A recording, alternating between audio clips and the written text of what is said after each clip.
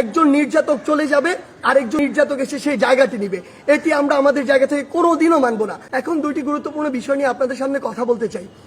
একটি বিষয় হচ্ছে যে আমরা দেখছি গতকালকে থেকে বাংলাদেশের বিভিন্ন জায়গায়, ঢাকা শহর থেকে শুরু করে বিভিন্ন অপ্রত্যাশিত ঘটনা ঘটছে, সহিংসতার ঘটনা আমরা শুনতে পাচ্ছি।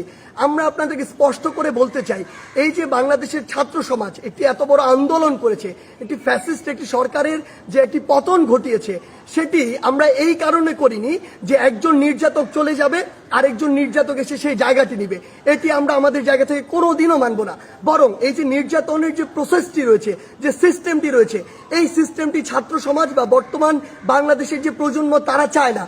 সেই নির্যাতনের সিস্টেমটি চেঞ্জ করার জন্য আমরা আমাদের এই আন্দোলনটি করেছি, এই অভ্যুত্থানটি ঘটিয়েছি পুরো বাংলাদেশের মানুষকে নিয়ে। সেই জায়গা থেকে বিভিন্ন রাজনৈতিক মতাদর্শ, সে বিরোধী মতাদর্শ হতে পারে কিংবা বিভিন্ন যে রাজনৈতিক মতাদর্শে যা ছাত্র সংগঠন বিভিন্ন রয়েছে, তাদের কথা বিভিন্নভাবে শোনা যাচ্ছে যে তারা প্রতিহিংসার বশবর্তী হয়ে এই বিভিন্ন ভাঙচুরগুলো চালাচ্ছে।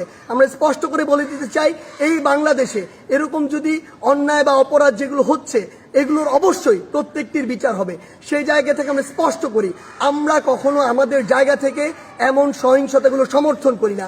একটি দল 15-16 বছর ধরে বাংলাদেশে এই একটি রেজিম চালিয়েছে, একটি যে স্বৈরাচারী ব্যবস্থা চালিয়েছে, আবার কেউ এসে যদি এটি চালায়, তাহলে আসলে পরিবর্তনটা হলো কি, লাভটি হলো কি?